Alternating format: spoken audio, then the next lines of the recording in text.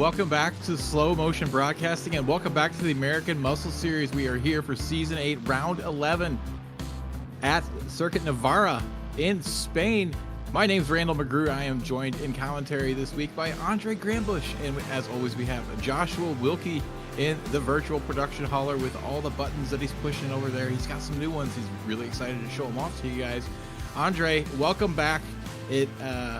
We're coming to the closing bit of this season. What do you expect to see out of these guys tonight?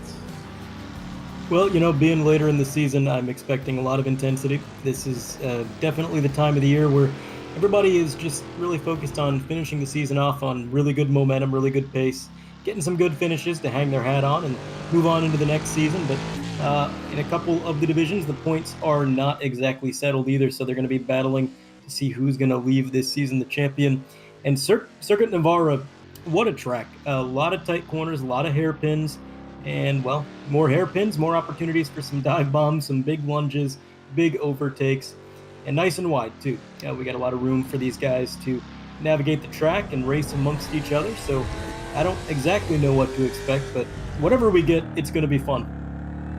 The first sector of this track reminds me a lot in the technical fundamentals of what we saw earlier this season at Mugello. So we'll see if these drivers have learned anything from that race earlier in the season and are able to apply it here. This season, though, has been marked by a real lack of consistencies from some of the front runners across all the divisions. However, the first half of the season completely dominated by Jack Sanchez. The second half of the season has seen the rise of a new hope in the form of Luke Soutengay. Will it be a return of the Jedi tonight, or will the Sanchez Empire strike back as we're going to go on board? Luke's continuing to warm up those tires. He's going to be coming over to the left-hand side of the track to open up this first turn. Easily wide open. And we see him here feathering the throttle a little bit. He's going to tap the brakes a bit for turn 2, bring the car all the way over to the left, open up that entry to turn number 3. Then he's going to have a quick run down to a very quick fourth corner, easily flat out in these cars. He's going to have another run for another left-hander in turn 5. See him downshift a couple times there, gets back to the throttle, and he's going to continue turning to the left. So let's just keep slowing it down, slowing it down, slowing it down. And it finally gets to turn it back to the right to what is going to be possibly one of the better passing opportunities after this right-hand corner. If you can get a good run off of this corner, you have a nice, decent straightaway here to set up a move. We're going to see him weave back and forth, trying to work some temperature into those tires. Kind of chilly here right now. Air temperature is in the high 60s, track temperature right around 89 degrees Fahrenheit, 32 degrees Celsius. So trying to get some temperature into those tires to get them working. So this is not going to be his best lap, but he is going to try to set a banker here. This is another very important section of the track. We have a double left-hander. Both are about 90 degrees. You really need to use as much of the track as possible. Use those curbs to your advantage and open up the entries and exits as much as possible. And then a couple more tight turns before we have an increase in speed and an increase in aggression. You see the pit entry there on the right. It's going to be a tricky pit entry for these cars to navigate. Not much interaction with the track, but this last corner right here, you need to get as close to that apex curb as possible without going on it too much. Use all that exit curbing, and that's going to set up your run down the start-finish straight, which is pretty long here. It leads to the best passing opportunity. We're going to see what Luke sets this first lap time to be. One of the first ones across the line, Luke Soutengay sets a 156.9, which is going to be good for now fourth, as Luis is provisionally on the pole. He's going to be the first one to break through the 156 barrier. So Luis looking really good on cold tires. That could be a boon for him at the start of this race, especially if he starts up front. Jack Sanchez a whole 4/10 off of him. Yeah, Sanchez a little ways back, but again, they got a little bit of time left in qualifying. They're going to get another lap or two in for sure. 10 minutes, very generous. Time for them to try and figure it out. A little bit of an off track there, it would seem, for the number 6. But yeah, going back to that driver we were following along with there, Luke Soutengay. Ever since he got his first win, it's like something just clicked. Something changed. The pace has not left him. He got that win, and he has been a constant thorn in the sides of everybody trying to win these things because he's up there. He's got the pace. It's been a phenomenal season so far for him, and he wants to close it out just as strong as it has been in this last half. And again, he's always been close. For so long before he got his first win, he was always a top 5, even a podium driver. But once he got that, it was like a light switch just flipped. So it'll be fun to see what he can do. Luis Henriquez, Jack Sanchez, no surprise to see them topping the pylon right now. Matt Best with a 1:56.3. That's a pretty good time for the driver of that number 11. And David Moore, the driver who we've talked about before, Randall, qualifies well, really fast driver, does not have good luck. Seems to have very bad luck when it comes to actual race day. So we'll see if he can maybe turn that around this weekend and maybe get some points stacked up for that number 13 machine. Fabian Zweier, Taylor Ballant, they've been running well recently. Matthew Guzenda, Jeff Schnackle, Luke Sudengay back in 10th with his lap time. But again, we're only halfway through this qualifying, more or less. They got time for another lap or two. There he goes, back up to the top of the leaderboard with a 55.2. So we're starting to see much faster times out of these drivers now that they got a good temperature in these tires.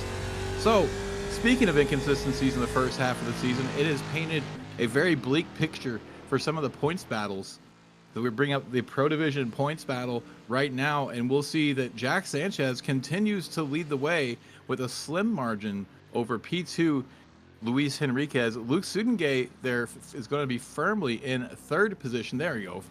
With 372 points, only 8 points off of Luis Henriquez. But Jack Sanchez now with a nice, healthy 16-point lead. So he's got a good cushion going into these last 2 races. And we're already calculating in the drops. So some of these finishes might not be as impactful as they can seem at first blush. So unless Jack Sanchez has a really bad race in here, he is in a very good position at this point in the season to come home with his second championship, but it is by no means over yet. And then if we jump over to the Challenger division, we will see that we have a new leader on the points board for the Challenger division. Jeff Schnackle has been able to chain together some good finishes here in the past few weeks and has overtaken Ryan Campbell on the leaderboard with 367 points over Ryan's 352. Matt Thompson lurking back there in third place with 317 points. He has a 27-point gap back to Levi Powell, so he's in a good position to finish on the podium in the Challenger division. And if we jump over to the Amateur division, one name we'll see on that leaderboard but not see in the race tonight is Ken Estep. Ken found himself back in the hospital again. He's managed to get back home now. Ken, we know you're watching at home. We miss seeing you out on track. Can't wait to have you better and racing with us again every week. But in the amateur division, representing the Sim Pit, Dave Blair leading the way as he's done all season, but Freddie Weaver is closing him down a little bit each week. And if it continues in the way it has in the past 3 or 4 races, Freddie Weaver is going to be knocking on that door, wanting that trophy away from Dave Blair. Tom Wendt there in third place, not completely out of contention here. One good race could really shake up this leaderboard and really turn the amateur division on its head. Yeah, it's definitely not over till the fat lady sings, and especially in the amateur division, things can change very quickly. These guys are obviously talented, but the amateur drivers are often more towards the center of the pack, and they find themselves in traffic, and that oftentimes shakes up the results because there's going to be accidents that you had nothing to really do with. You're just a victim of circumstance. You wind up getting some damage. Suddenly, points picture looks a lot different. It's a lot less consistent to be racing mid-pack, so you can't really make any good gambles or good wagers. So you can't really feel too comfortable if you're in the points lead, although right now he can afford a mistake or two. It'll be fun to watch play out for sure. And again, the talent all throughout the field is just phenomenal. Even mid-pack and further back. It's just really these race starts especially that are going to be chaotic. You know, we've got 40-plus Mustangs barreling into the same corner, and that is always a spectacle, but also sometimes a source of frustration for these drivers. There is David Finch in his purple and green Mustang, very recognizable, which as a broadcaster, thank you, David, for keeping that paint scheme all this time. But currently running P13 on the scoring and timing, not a bad effort. And within the 155 bracket, I mean, he's 13th, but he's less than a second off the leader. There are some exceptionally close lap times compared to usual here. Yeah, there were 13 cars all under a minute 56 in qualifying. So we're going to have a nice tight pack, especially up front. As soon as those results come in, they should be here anytime. We're going to get that grid for you. There we go. Luke Sudengate leads the way once again with a 155, 139. Starting next to him, only 19 thousandths off, is Taylor Ballant. Fabian Zweyer going to line up third. Jack Sanchez, your championship leader, is going to start in fourth place. Fifth place, Evan Hubchak. Neil Kemp starting sixth. Dave Moore has a great qualifying, going to start in P7. Jeff Schnackle, your Challenger Division pole sitter and points leader, starting in P8. Matt Best, the best Matt, starting in P9, and what might be his best qualifying of the season so far. And then rounding out the top 10, Matt Thompson from the Challenger Division. Not that far off the leader's time. Half second, not that bad. Yeah, very close lap times. Chad Sosnowski also in that same second bracket, P11. P12 going to go to Luis Henriquez, so a little bit further back for a points championship contender. And you got David Finch in P13. Great effort from him. Andy Smith going to be P14. And you got Chuck Labano, the Canadian, in P15. Got a good starting position, a good view going down into turn one. Jeff Andrus going to be P16. Mark Cohn, the highest qualifying amateur, is going to be starting at 17th. He is outside in P18. You got Ed Sanchinelli running out 19 and 20. It's Aaron That Face Spray in 19th. And Jay Bast in P20. 21st is Levi Powell. Starting next to him, Matthew Gazinda, who had a much more competitive time early in the session and in practice. So we'll see if he's able to work his way up the field. I almost mispronounced his name. Dahano Toot in 23rd. Charlie Hosey starting in P24. 25th, Matt, the full-time Turkey Malone, has returned to AMS. He's going to start 25th, down a little bit from where he's used to starting. 26th, Freddie Weaver. 27th, Brandon Smith. Dave Blair, your amateur division points leader, starting back in 28th. Jeff Bernard in 29th. Rounding out your top 30, Mike Neekum. And outside of the top 30, rounding out the rest of the field, Joe Cacchetti is going to be P31. Scott Brooks going to be 32nd. Andrew Bailing 33rd. 34th goes to Jay Little. Tom Went, well, where did he go? He went to 35th. Eli Clock is going to be 36th. And shotgun on the field, looking at every single Mustang diving down into the corner, is going to be Brian Campbell in that 181 machine. So 37 Mustang is going to take to the grid tonight. And again, this is going to be a really great track as far as racing product. Lots of overtake opportunities. I'm excited to see this one play out, and we'll see when Barney grabs that flag. Yeah, he's reaching for it now. Itchy to get that green flag in the air. We have just about 5 seconds before the lights come on and then go out. We'll be underway for the penultimate race of Season 8. Luke Sudengate going to lead the field down to turn one. As you said, 37 cars on the grid. It could get hairy quick here. The green flag is in the air. We are underway, and see some wheel spin there and a couple people popping out back there in 15th position. I can't make out who that was. And then look at this shot out of a cannon. Fabian Zweyer is going to take it up the middle, going to have the run up the inside on Luke Sudengate, going to lead the way into turn one. Cover off Luke, and a little bit of contact there as Luke Sudengate gets tagged, and he is an innocent bystander there. Looked like a little door-to-door action between Jack Sanchez and Taylor Blant. 3-2 just do not go. Luke is rolling back in the right direction again, safely rejoins, but he's going to have a lot of ground to make up. And then who is that getting turned around? I couldn't see who that was. Smith. Brandon Smith getting tagged. So a little bit of chaos here, kind of similar to what we saw at Mugello. So maybe a little bit of Karnak the Magnificent action going on here. When I said it looks like Mugello at the start of this lap, and it's looked like Mugello at the start of this race. Dave Moore's got it clean there. Looks like he lost maybe one spot to Matt Thompson. Matt Thompson up a few spots from where he started. We see Mark Cohn looking to the inside there. We're still seeing a lot of checking up. Luis Henriquez getting out of shape and going to lose some ground there. He's going to have Jeff Schnackle all over his rear bumper and trying to give him the business as they come in down this shorter straightaway in the second half of the lap. And Luis is going to retain that position as Schnackle gets a little bit loose on exit. So we still not completely shook out here in the midfield. A little bit of argy-bargy going on at the front end of the field has kind of caused some chaos back here. Yeah, it definitely has. And I was a little bit worried with this layout and this racetrack, turn one being as tight as it is. You're going to have issues. I mean, it's a very close situation for these guys.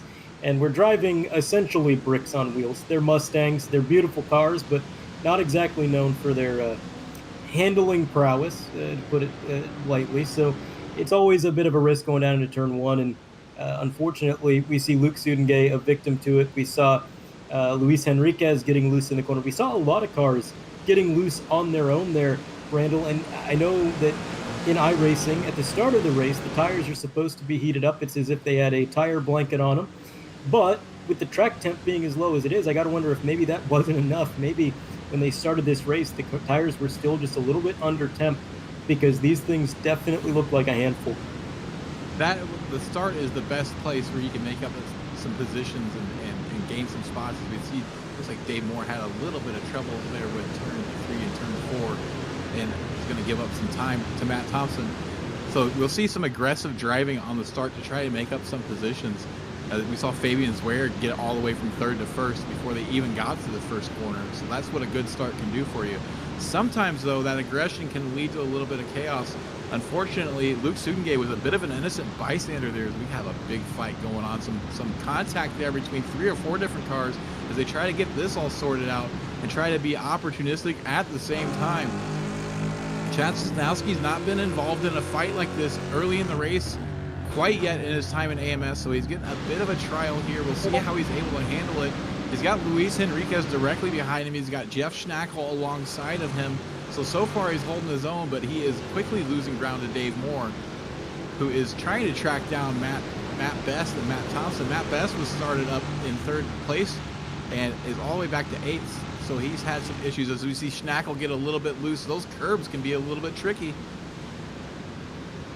Yeah, those curbs will definitely reach out and bite you if you're not careful. So you can gain a lot of speed if you use them up, but you got to be careful, got to feel what the car is doing. Don't overstep that boundary as we ride along with Chuck Labano for just a moment there. He's going to dive down to the inside, maybe pick up a position here and try to navigate this hornet's nest that he's in. Jeff Andrus on the attack, though, in that 104, trying to get it done on the inside, down the straightaway now. It's going to be a right-hander, so he is in the preferred lane if he can keep the momentum, but he doesn't quite. Looks like Chuck got a better run out of the corner, so he's able to clear himself halfway down the straightaway. They're going to be single file down into the corner. But again, heavy braking zone here, Randall. It's going to be really tough for these guys all race long when they're bumper to bumper going into these corners, trying to keep the car stable and watch everybody around them. Not an easy task to ask out of any of these guys. You can see how much the accordion closes through that double right-hander. I mean, they go from having car lengths between them to absolutely nothing. Then it spreads back out once you get to these straightaways here. It's a fun layout. It's fun to watch them race, but a little bit out of the line there goes Mark Cohn in that 239. He's going to give up a position here. Maybe just got a little bit too much beans out of the corner, but no, the switchback. He's back on the inside. He might be able to defend it.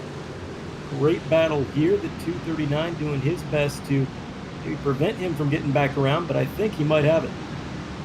Yeah, these two have been going at it side by side. Mark Cohn was able to get a good run on Jeff here, coming down the front straightaway after Jeff was passed by Chuck Labano. So this has been developing for a few corners. Jeff Andrews now along the inside. He really gets bogged down and is a little timid to get back to the throttle, and that's ultimately what's going to lose him the position while having the preferred line. He's just not quite aggressive enough to make it work for him. Mark Cohn is able to snatch that spot away from him before now. We'll see how that is able to stand up. If I look up at the leaderboard, though, Fabian Zweyer is still in first place, but he was 1.2, 1.3 seconds ahead of Jack Sanchez. That gap has disappeared. So Jack Sanchez is going to be in position. We look at now at Luke Sudengay, your pole sitter. He's got some front end damage. We'll see exactly what happened to him. And it looks like a big group of cars. Okay, this is the start, actually. We're going to see him. This is coming into turn 3. Sanchez coming heavily up the inside, gets into the door of Taylor Ballant. Luke would have had no idea that move was coming up the inside, and it was really just an innocent bystander there. We'll see what the stewards have to say about this. We're going to watch from Jack Sanchez's point of view as he's up along the inside. He's there alongside, so he is entitled to some racing room there, but 3 into 1 just does not go. No, it's one of those situations where I understand what Jack was thinking. I understand what he was going for. And realistically, he was within his rights to do it. But then the logical side of your brain kicks in. And like you said, Randall, three cars doesn't work. Not in that situation, not that short a notice. When you pull up that late into the corner, the guy on the outside very likely does not even realize it happened. There's no time for the spotter to say that it happened, if he even says anything at all, and it's going to lead to issues. So maybe not the greatest move, but again, I understand where his head's at. You're a championship contender, the points leader. You're trying to make up points, trying to make up positions early in the race and extend that points lead. And, we talked about Jack before. He's aggressive. He's one of the most aggressive drivers in the league. And, man, you see that blue number 1, you got to expect he's going to really rattle some cages. And, well, it happened there. But either way, it's been an interesting recovery tour for the victim in all of that, Mr. Sudengay. He has not really moved his number up the pylon very much. He's still back in the mid-20s. I think he might have had a secondary issue after the first one because he was back in 16th. He dropped back a few more, so not a good night so far for that number 41. Down the straightaway, though, this is for the lead. Fabian Zweier, Jack Sanchez. You can see that slipstream Randall pulling them right to the bumper, going into the corner, and it looks like Fabian is going to take that defensive line right on the bottom. A little bit of a chrome horn from Jack Sanchez, going to get him a little bit unsettled here, but to Jack's credit, he himself is getting pushed because look at this. Taylor Ballant applying the pressure, saying, look, I want to win. I want to get up there. He is pushing. Absolutely. Taylor Ballant has been on a tear for the second half of the season. Similar to Luke Sudengay, he's really come to life. He's found his footing within the league and has really picked up the pace and has been challenging for the race wins and the leads throughout the race. Behind these three, we see Neil Kent and Evan Hubchak back there kind of lurking. Evan Hubchak has been one of those drivers that has not had a great season, whose real pace has not shown itself yet this season. He's hanging on with the lead group for now. There's a big gap behind him to the best Matt Best, but we're seeing Evan Hubchak maybe in a good position to have a really strong finish as Dave Moore's going to look to the inside of Matt Best, and this is that spot where I said it might be a good opportunity to make a pass. Dave's going to be a bit more aggressive here than we saw out of Jeff Andrews earlier. He's going to stay alongside, and Matt Best is just going to clear him before they get to the break zone. Now, Dave Moore does have Chad Cisnowski behind him, getting the pressure. When you get the big group of cars like this, you can find yourself quickly going for a move, and if it doesn't stick, find yourself hung out to dry and losing a couple spots by failing to make one spot. So you need to be a little bit careful as who's that in the background. Is that Matt Thompson running wide? He's going to give up the spot to Luis Henriquez. So one driver getting a little bit out of line is going to break up this group just a little bit for now. Luis Henriquez is going to try to close that gap back up. Schnackle going to have the inside line for the final corner. They're going to get the spot away from Matt Thompson as they come down the start-finish straight. Now serving lap 6 out of what looks to be a 21-lap race. We'll know for sure after the pit cycle, but so far looking like 21 laps in this race. Fabian Zweier continues to lead the way. Jeff Schnackle is your Challenger Division leader, who's currently involved in this fight with Matt Best. He's going to give a little shot to the rear bumper there. Dave Moore giving a little bit of a shot. Sorry, that's not Jeff Schnackle. That is Dave Moore gives a shot to Matt Best there on the bumper. He wants that 6th position right now, and he's been firing away, trying to get that move done for at least an entire lap now. Then if we look further down the leaderboard in P15, Mark Cohn is leading the way in the amateur division with a big gap back to Freddie Weaver, who is in second place in that division. Mark Cohn, don't get used to that red number plate, buddy. You definitely are going into the Challenger Division next season, I have a feeling. Yeah, he's been an absolute standout in the amateur division. There's been a lot of talent in the amateur division, and Freddie Weaver as well. Not to discount Freddie, what an improvement as far as pace and finishing results.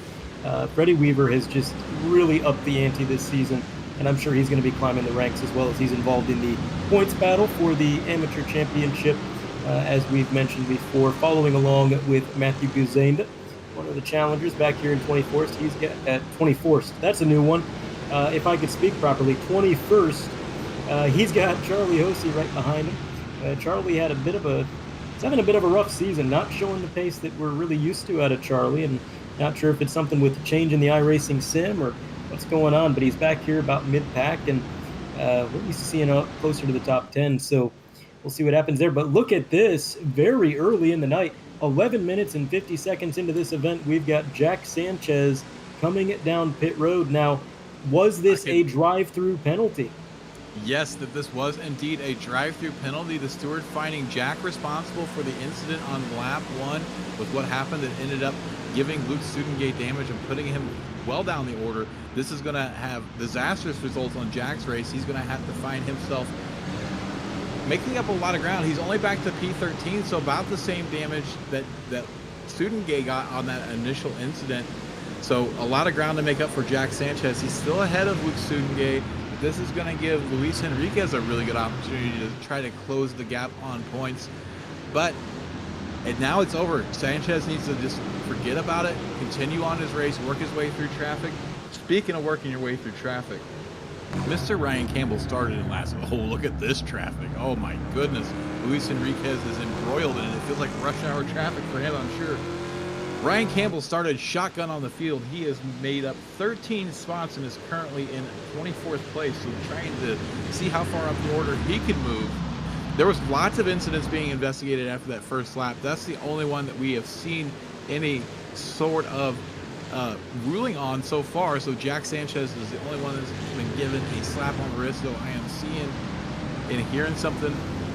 Oh no! Ooh, Chuck Labano gets tagged there. He looked like he got a little bit loose and then slid over into Jack as Jack was driving by. And it looks like another drive-through penalty has been issued to the number 248 for another incident that occurred on lap 1. So drive-through penalty for Jeff Bernard. He'll be serving that within the next couple of laps, I'm sure. And knowing Jeff, that was completely unintentional. But yeah, intention doesn't matter. It's the action, what happens that matters. It is definitely more the outcome. I don't think any of these drivers on this track are doing any of this stuff intentionally, obviously. But that is a shame for Bernard because he wasn't really that far up the running order to begin with, and now he's got the penalty. We got another replay here. We got some cars really in a bit of a parking lot situation. That is Taco Phil Keck, it would seem.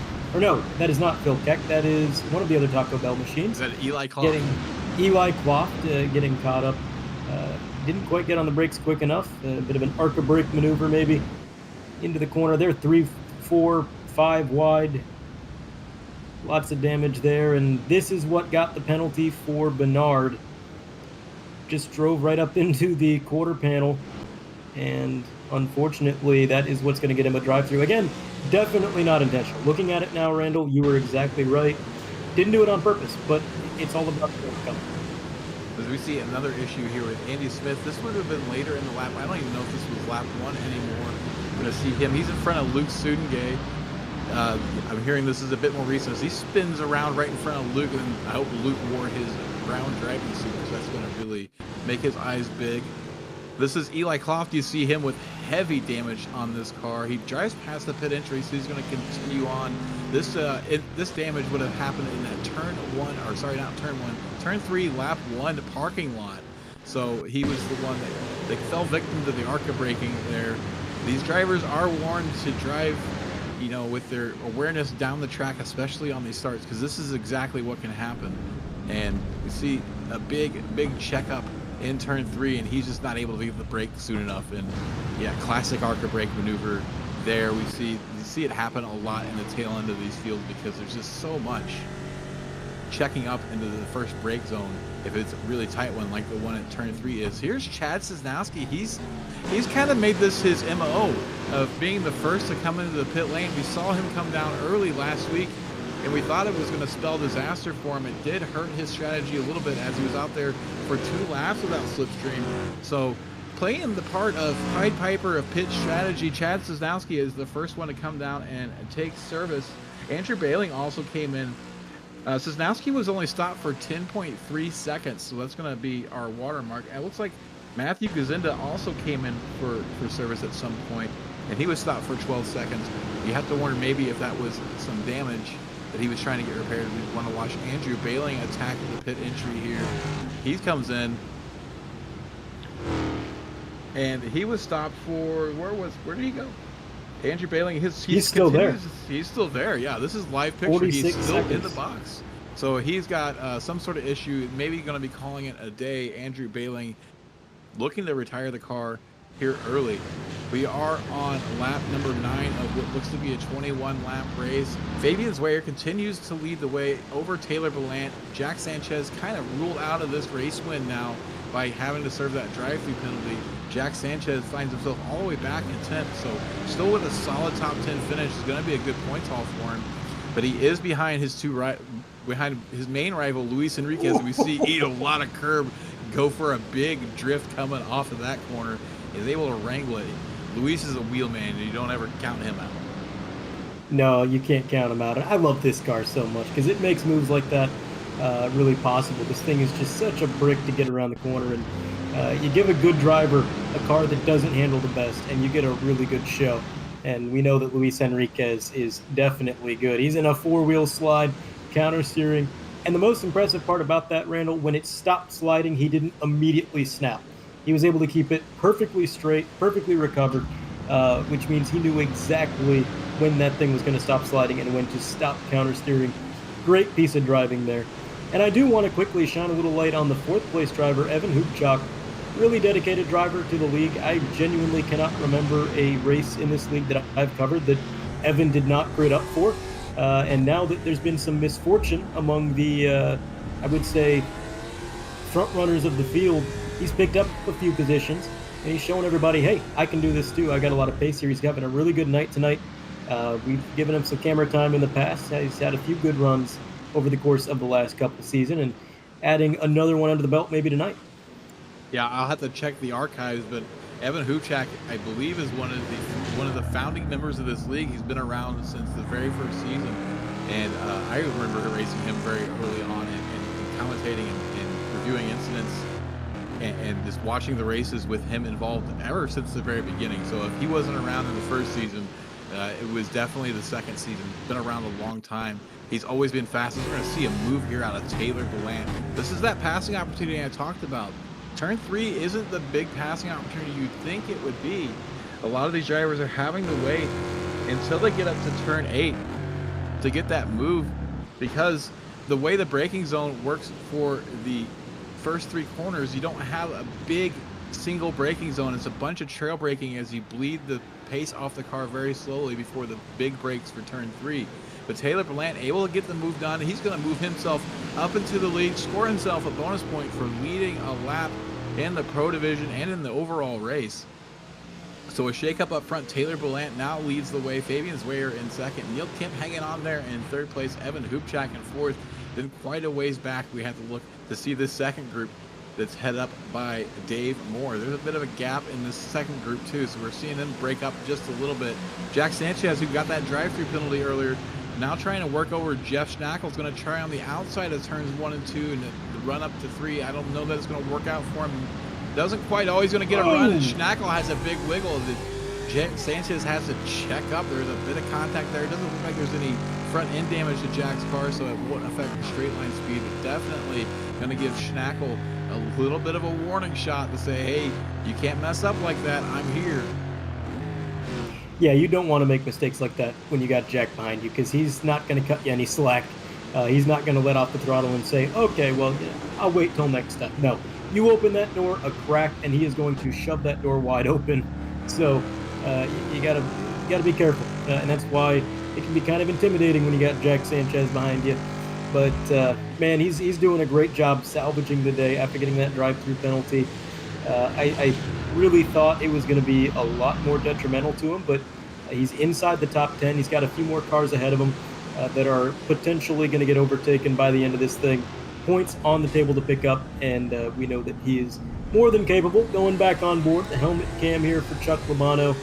He's in a bit of a pack here with a few other drivers. I believe that is Matt Thompson ahead of him. And they are all single file. Jeff Schnackle up the road as well. Jack Sanchez top of the frame. These drivers, oh boy, bit of a there. Heads up driving by Chuck to get out of that lane. Oh man, and then down pit road, here comes Matt Thompson. I don't know if this was this intentional, Randall, or was that I almost just wrecked, might as well bring it down pit road? I think the latter there, as we saw him navigating the very, very tricky pit entry. You can gain or lose a lot of time on that pit entry if you've practiced it and know how to attack it, it looked like Matt Thompson took it pretty good. But yes, gets it really loose off that corner and then says, oh, I'm just going to get out of the way, get over to pit lane, catch my breath, because he would have been holding on for dear life there for a moment. And Chuck Labano very heads up driving to check up and not get into the back of him and send him around. So Labano is going to get that position on pace.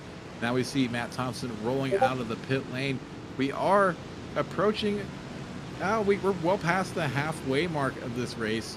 So pit lane's going to start to get a little bit more busy here. Matt Thompson was stopped for 12 seconds. So Chad Sosnowski kind of on the fastest pit time. Everybody else is 12 to 13 seconds. Chad Sosnowski earmarked for the Thompson Trophy for fuel management, stopped for only 10.3 seconds. And Jay Little in the pits either has a lot of damage or he's considering calling it quits. He's been on pit road for 30, or in his stall for 30 seconds now. Extended stop for him. Looks like 15-second overall. He is going to pull out, not going to call it quits. Just some damage repairs, just a little bit of damage repair. And he's not the only one who's going to have to do that coming down into pit road tonight. But overall, following along here with a bit of a battle further back in the pack. Not quite sure who we're following in the yellow car. It's Joe Cicchetti. He's one of the newer drivers in the league. Yeah, he's one of the newer drivers. And yeah, I think he's just still trying to find his feet, not trying to get involved in many of these fights. You saw him kind of lift and let these two drivers go. I think both these drivers may have come in to see a big battle here.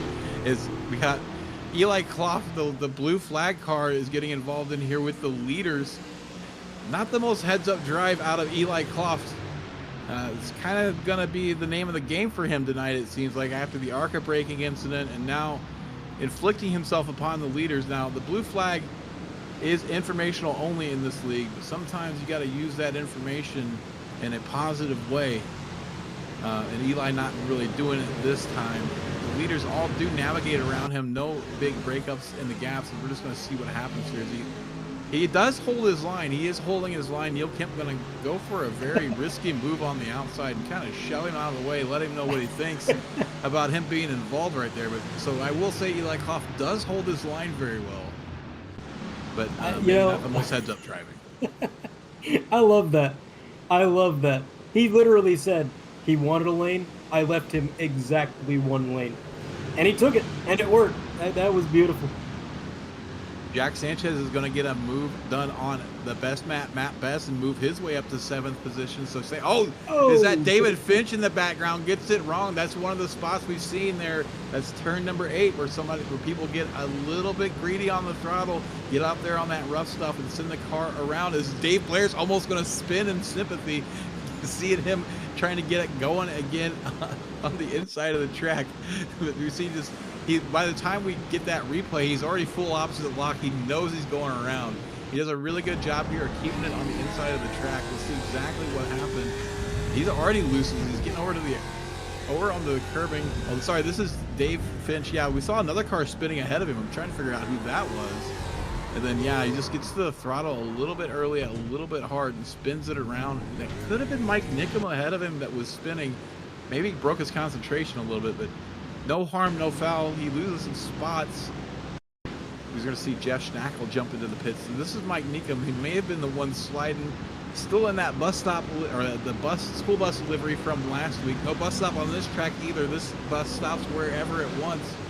And looks pretty calm so far as he goes running wide. He misses his brake mark, so we have to wonder maybe if there's some sort of equipment issue going on there in the Nickham household to cause that to happen, because that's very uncharacteristic. Mark Cohn is in the pits. A few others are in the pit lane. It's getting real busy down here. Yeah, it's to be expected. We are 25 minutes in, so they're running the tanks a little dry. They could go a little bit further probably, but for the most part, don't want to risk it too much, especially at a track with lap times nearing 2 minutes. If you're out of fuel at the wrong time, you're not making it back around. So they're going to be in and out. Great stop for Mark Cohn there. He's going to get that thing back underway, see if he can cycle back out into the amateur lead that he had. For right now, Freddie Weaver is going to lead his championship rival, Dave Blair, by about 4 positions, up there in 15th. He was running P2 in his division before Mark Cohn came down pit road And again, we'll see where they all shake out. Taylor Ballant still leading overall, but great battles all along. David Finch at the tail end of this group here. Again, big spin for David Finch. And he's able to make a bit of a recovery here, but Freddie Weaver's got nothing but open road ahead. He's got clean air. That is a nice feeling to have, especially when you're coming down pit road, because you don't have to worry about anybody in front of you ducking in or slowing up and kind of causing a bit of a traffic jam. You're the control car in this situation, and that's a nice advantage for Freddie. As we talk about nice advantages, Taylor Ballant had opened up that gap a little bit, and I think the reason that he did, as we see Chuck Labano jump into the pit lane, I think the reason that Ballant was able to open up the gap is because we have a new driver in second place. Neil Kemp has gotten his way around Fabian Swayer. I suspect those two had to fight it out for a couple of corners, and that let Taylor Ballant scamper off, but Neil Kemp's doing a good job of closing that gap down. He's now 7/10 behind Ballant. It was up to 1.2 seconds. We're going to see the move here out of Neil Kemp. He's going to have the inside line as they approach the very fast turn 1. He's going to be clear before they even get to the brake zone for turn 2. Going to have that move done. So they were fighting for that position. I suspect they came out of that last corner too wide, and that's why that gap formed. But now Neil Kemp doing his best to bring it back down as we see Chuck Labano, Dahan O'Toole, Matt Malone, the full-time turkey, Aaron Bray, and a couple other drivers making their way off of pit lane. That's Brandon Smith. He's got some pretty heavy damage to the car. Not sure if he's going to be rejoining or not. Scott Brooks back there pitting it from 30th position or from 28th position. Going to lose a couple spots due to the pit cycle. Is now championship rivals Jack Sanchez and Luis Enriquez duking it out. Matt Best is still involved in this fight. So freeway fight, a bit of a stack up and accordion effect there. Luis is going to get a shot in the rear from Jack, who's going to get a shot from Matt Best. It's kind of looking like, what was that horror movie? The Human Centipede, the Mustang Centipede coming into that corner there. I cannot believe they all made it through that turn. Oh, hold on to her, Luis. My goodness, that is the second time he's gone for a ride around that corner. But yeah, Randall, I can't believe all three cars came out of that situation okay, because generally when you are bumper to bumper to bumper, somebody's not escaping that. And somehow, I mean, again, three very talented drivers. I think if any of them had any less talent, they probably wouldn't have made it. But man, I can't discount the quality of drivers. It's crazy what these guys can do that I don't see it anywhere else. It's definitely something. Taylor Ballant coming down pit road, as is David Moore and a few others. Jack Sanchez has yet to make his full stop, I do believe. He's up to 4th on the pylon, but he will have to come back down. Other drivers who have not pit, Jay Bast as well in the 53 has not come down pit. I'm sorry to cut you off, but Taylor Ballant has been stopped for a very long time. I have to think that maybe he's received a pit road unsafe entry or speeding penalty or something. We do see somebody in the background there with the tires in the air going to be doing a tire change on the left side. All 4 tires there. Is that for Andy Smith has taken all 4 tires? You have to wonder if this was planned or maybe a last minute decision, as Taylor Ballant sits there for so long. So that was definitely a pit lane unsafe entry or speeding penalty.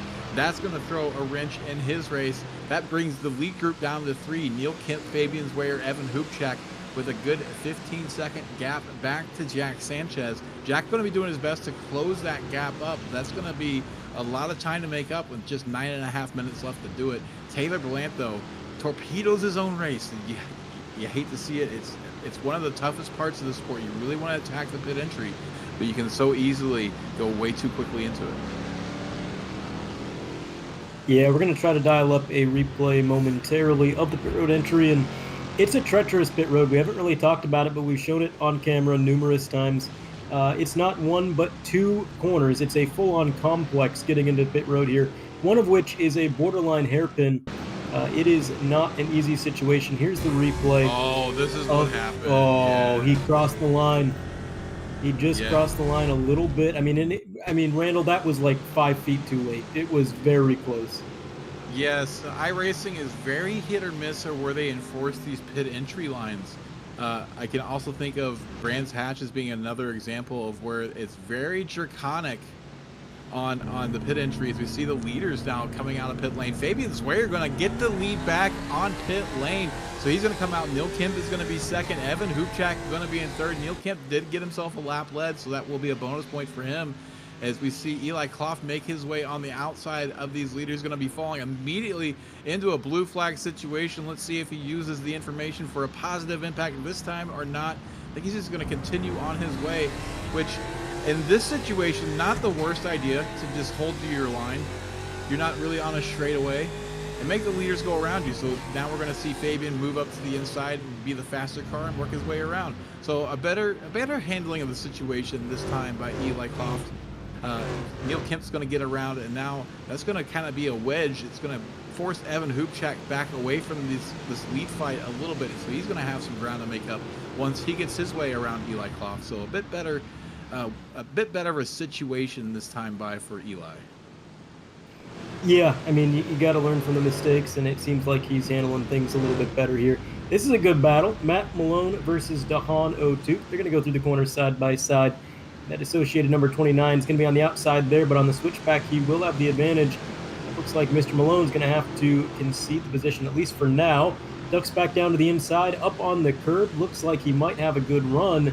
Can Dan defend it on the outside? Maybe not. They're going to stay nose to nose. I think Dahan might have actually gotten a better run out of the corner, and he did. He gets clear before the next turn. That is a saving grace. They're able to really protect the position. But I mean, look at this, Randall. He is not getting to the bottom. That number 29 is struggling to hit those apexes, and that is where Matt Malone is taking an advantage. He is getting right down onto that curb, and it's just a matter of getting the move done. He's playing nice right now. He's really cut him a lot of breaks, but he is there. Yeah, he's absolutely there. He's not going to be on the inside for this corner. It looked like he was going to get the move done Luis Enriquez style. Does not quite get it completed, though. I suspect coming out of the last corner, unless Dan or Matt pits, that the move will get done on the front straightaway. We'll see if either of these drivers sits in the pits. No, they will not. So we'll see what kind of run Malone's able to get out of this corner as we, again, Dan misses the apex. We saw him drift on the entry there. That's really going to kill his momentum off. Malone's going to have a big dose of slipstream. We'll see if he's able to get to it, but it looks like even still Dan was able to get off the corner pretty fast. So it shows what I know about this car. Dan hanging out the rear end a bit on entry, able to get the run despite the sloppy looking corner and missing that apex.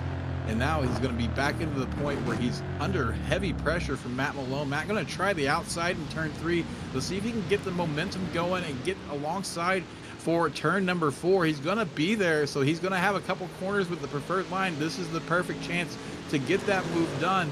Let's see if he's able to seal the deal. Matt Malone's other obligations have kept him away from racing this season.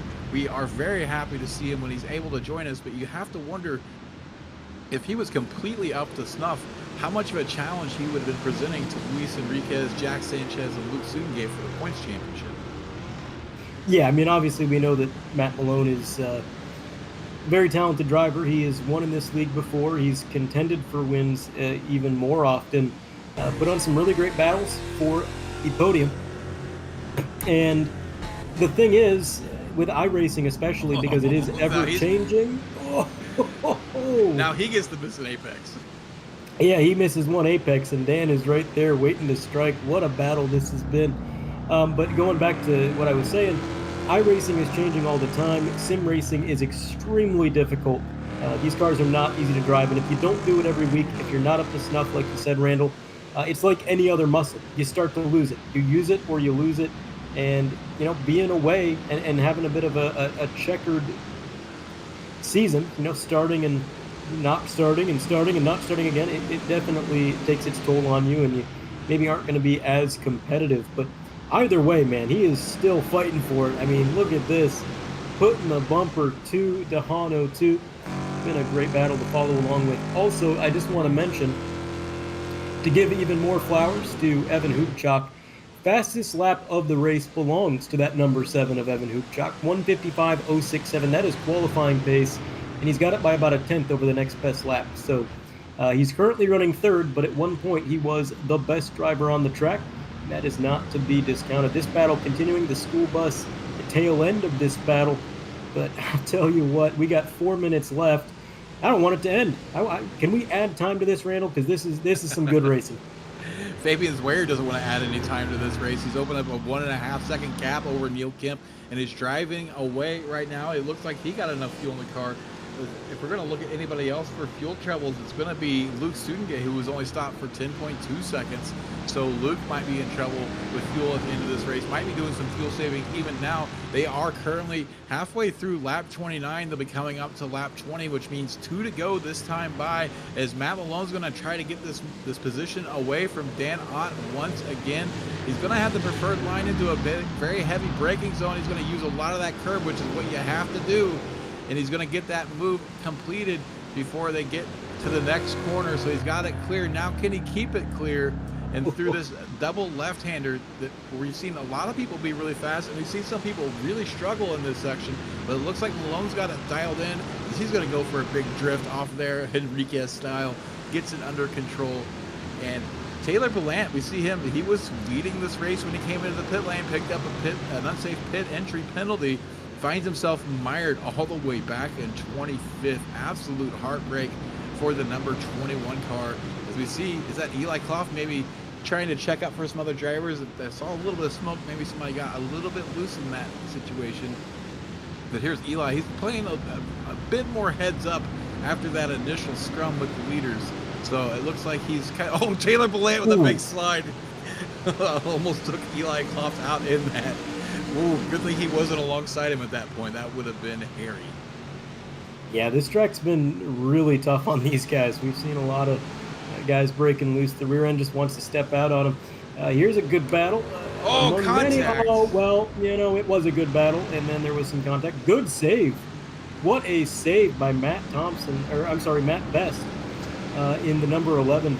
I cannot believe he was able to get that thing straightened out. Only lost one position to Matt Thompson. Jeff Schnackle tried to get it done, and the door just closed. It's hard to tell from that angle, but it looks like two guys just going for the same real estate. I don't think that move was ever really on, unless it's the white flag. I don't know that move was ever really on. We'll see what the stewards have to say about that. I suspect that it will be investigated after the race, since we're so close to the end there, but there's not much overlap there. He doesn't really have the right to that apex. Yeah. But yeah, that was very optimistic. I don't think that move was ever really on. The stewards definitely not going to be happy with that. Ed Santinelli, we haven't really talked about him quietly having a good race. Looks like he's at P17 right now, P18 right now. Ed Santinelli from Frito Sport, breaking ranks for the rest of the Frito guys, not driving in the school bus this week. Quietly having a pretty decent race. The leaders are on the white flag though, so that white flag is in the air. Evan Hoopchak dives his way into turn one. Or sorry, not Evan Hoopchak. Fabian Zweyer dives his way into turn one, and he's got about a 2-second lead right now over Neil Kemp. Been able to really put the pace on, hit those afterburners here after the pit stop.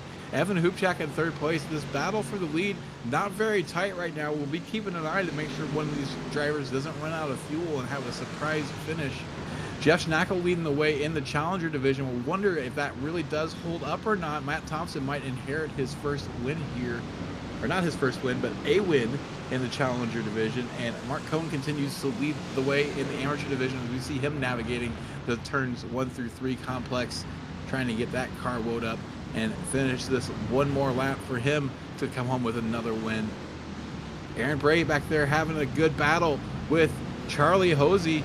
I do see a black flag has been issued for Charlie Hosey. I'm not sure what for, but he's not going to have a chance to serve it. So this battle might be just for pride. Hosey's going to give him the business going into the corner and kind of use those elbows as a can opener to keep that spot.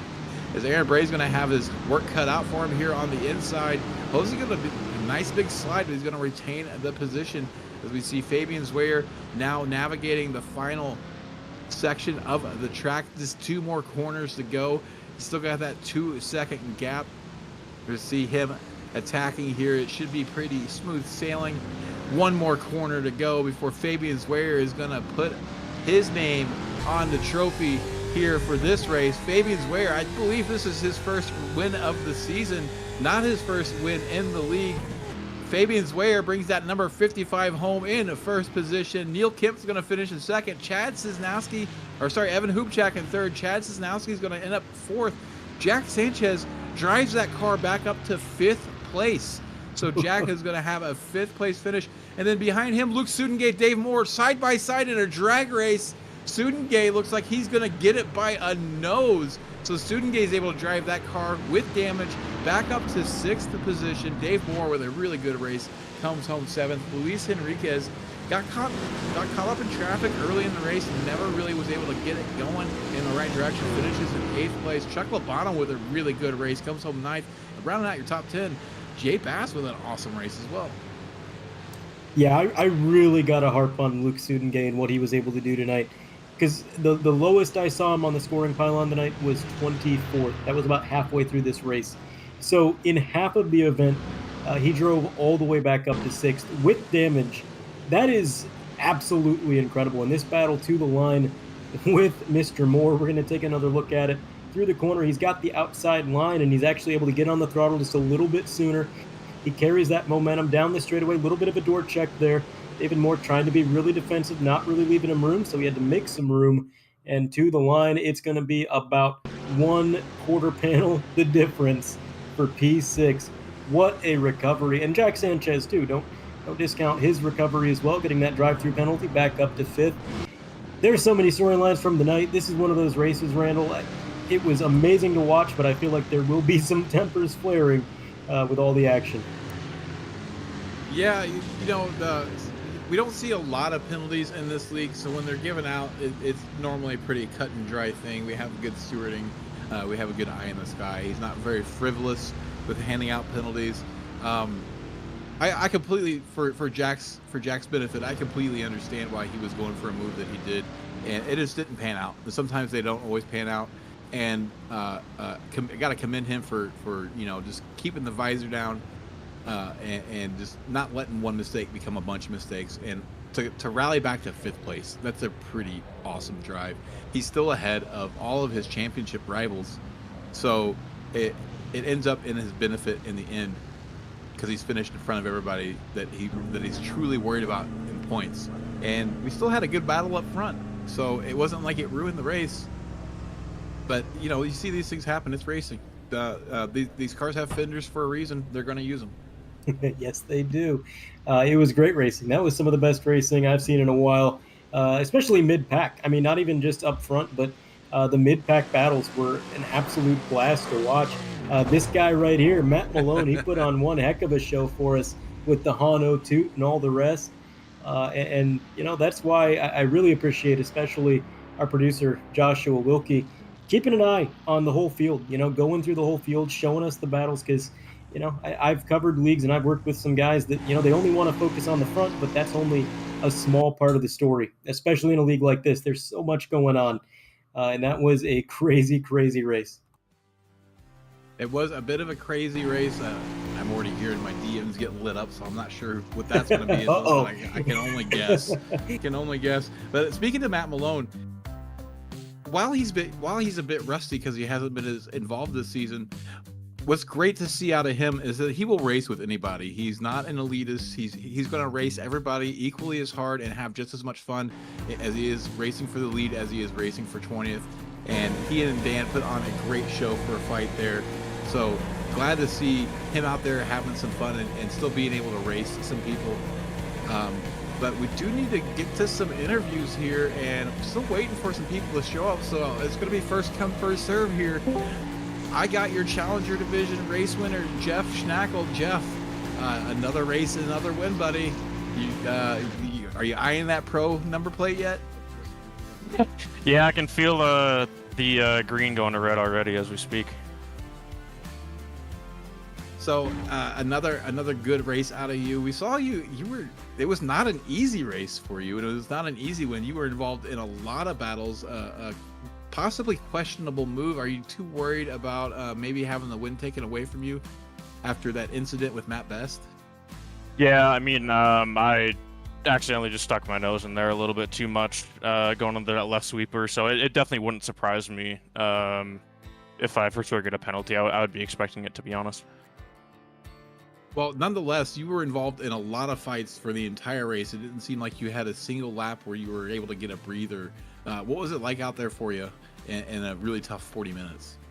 Yeah, it was nonstop action. It was definitely crazy out there. The first I'd say lap, like lap and a half. I think we're basically 2x2 in the top 10. So yeah, that was very chaotic. And then just kept getting some accordion effects from the guys in front. We would space out, and then something would happen, and the corners are so tight here. If somebody gets loose, everybody just backs up into each other. So, yeah, it was a definitely a fun track though, and I'd be looking forward to it if it's on the schedule next season.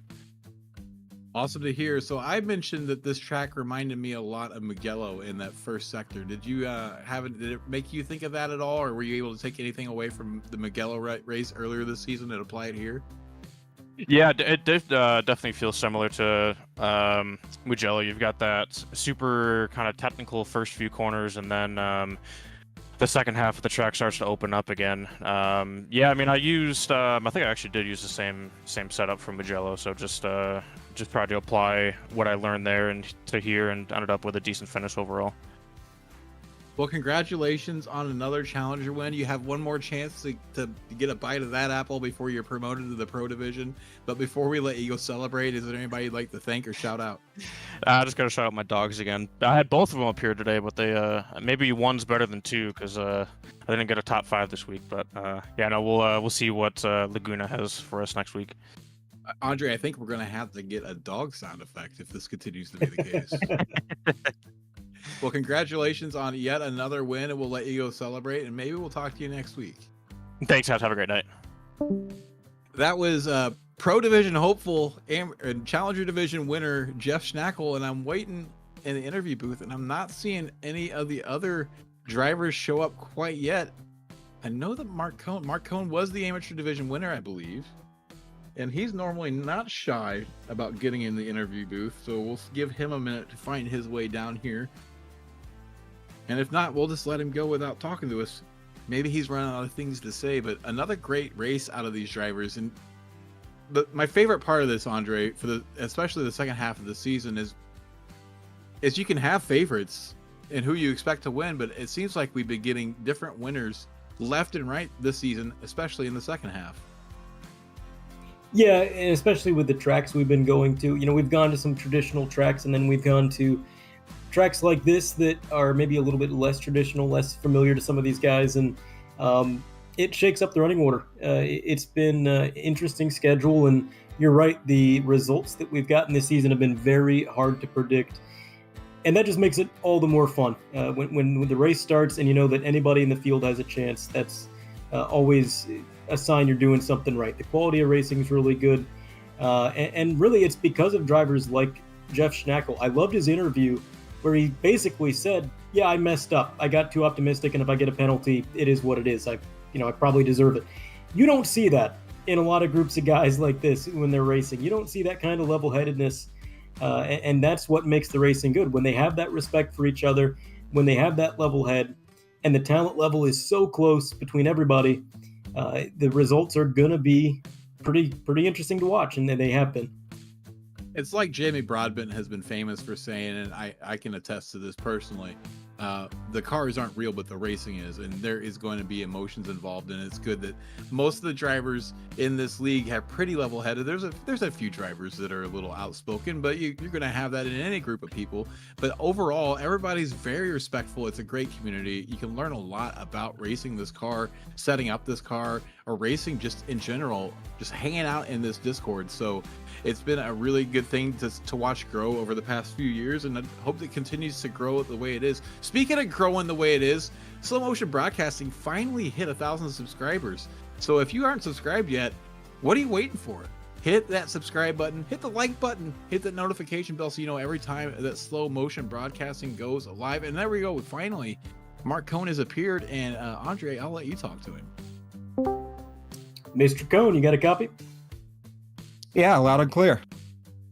Well, Mark, it was a division win for that number 239 and had 19th overall, but it was not a win that came easy. You were involved in battles all night long, getting a lot of camera time, making it interesting for us up in the booth. Tell me a little bit about your race. This was the one week that I really thought I wouldn't have anything. I was sick all weekend. I didn't get anywhere near as much practice as I wanted. Charlie Jose was a huge help. Helped me get up to speed on race day. I can't believe I was anywhere near the pace that I was tonight. That shouldn't have happened. Yeah, it was a tight field. It was one where you had to be on the ball. The lap times were very close from the front to the back, and you were right there with them. Despite, like you said, feeling a little bit under the weather, we're glad you're feeling a little bit better now, and hopefully a division win makes you feel even better. I got to ask you a little bit about the driving conditions out there. We saw a lot of single car spins, drivers getting loose, drivers getting sideways. How was that car handling for you? My car was hooked up. I got everything just right in the race, but all week I was struggling so much with rear drive, and the car could just get out from under you. Like, this track is wonderful, but it's so technical. It almost felt like the Mustangs were like a bull in a china shop. Yeah, they definitely can feel that way sometimes. You're not wrong. So, again, congratulations on your division win. Before we let you go, is there any shout outs you'd like to make? Yes, all you guys at Slow Motion Broadcasting, you guys have been wonderful. What you do is amazing. So thank you guys for what you do. Randall, thank you so much for letting me race here. For the longest time, I thought I was absolutely useless at road course racing. And well, thank you for the $20. Yeah. Well, of course, but this league has really made me feel, well, not like a road course scrub anymore. And the guys, everything is so clean, so well run. And then my personal sponsors, SimLab, Sim Gaming Expo, check it out. It's going to be around Chicago in September. Going to be an amazing event. Dwarves Candies, Sim Racing Studio, Yaza Sandwiches and more, Nizumi Studios, and Splash and Go Graphics for making this amazing paint scheme. And my good friends Mark Murphy and Matt Wagner, and I mentioned Charlie Jose as well. All right. Well, again, congratulations on your win. Hopefully we're talking to you again soon, and hopefully these results keep piling up for you. We'll see you next week. Thank you, guys.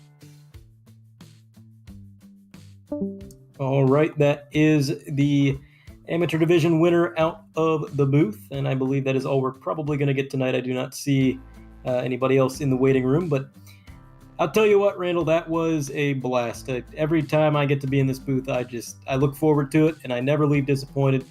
It was incredible. And Fabian Zweier getting his first win of the season. One of those drivers, he's always so close. You know, he's always right there, top 5, top 10. And eventually, if you're in the catbird seat long enough, you're going to get it.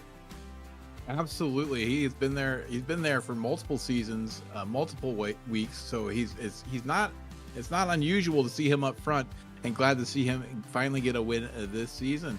That's all we got for you from Navarra, but don't go anywhere. All your sim racing action can be found right here on Slow Motion Broadcasting next week. The final race of season 8. All of the championship fights get decided next week, right here on Slow Motion Broadcasting. Same bat time, same bat channel. Catch the American Muscle Series. Then on Wednesdays, Slow Motion Broadcasting has a double header of action. Oh, sorry, we just have one race this week. It looks like the Club Racing League has already finished for this season, so they'll be on a break for a while. It's going to be the Sim Racer Group in the F4s for you on Wednesday nights at 9:45 p.m. Eastern, and then a small break until the weekend. But that weekend is absolutely jam-packed with action. Starting on Saturday, the Weekend Warriors in the Formula Vs. Then on Sunday, a double header of the Weekend Warriors action. First the Formula Fords, then the Spec Racer Fords, and then they're not done. That night, Cross Series League Racing, they run all 4 racing disciplines on iRacing in that league. They're at Crandon this week, and it's the final round for one of the disciplines. So, and I'm hearing that our producer Josh Wilkie is going to be in the car for that race. So keep your eyes open for a bit of a wild card in that race. But be here for all of your racing action on Slow Motion Broadcasting. Once again, I'm asking you, hit that like button, hit that subscribe button, hit that notification bell. You'll know that every time Slow Motion Broadcasting goes live for more action. But most importantly, be here next week for the exciting finish to Season 8 of the American Muscle Series. The race will be at the ever infamous Laguna Seca. Will the Corkscrew decide this championship? Be here to find out. My name's Randall McGrew. I've been joined in the commentary booth by Andre Grandbouche, and Joshua Wilkie has been in the production holler. Thank you so much for watching. Have a good night, and we'll see you next Tuesday.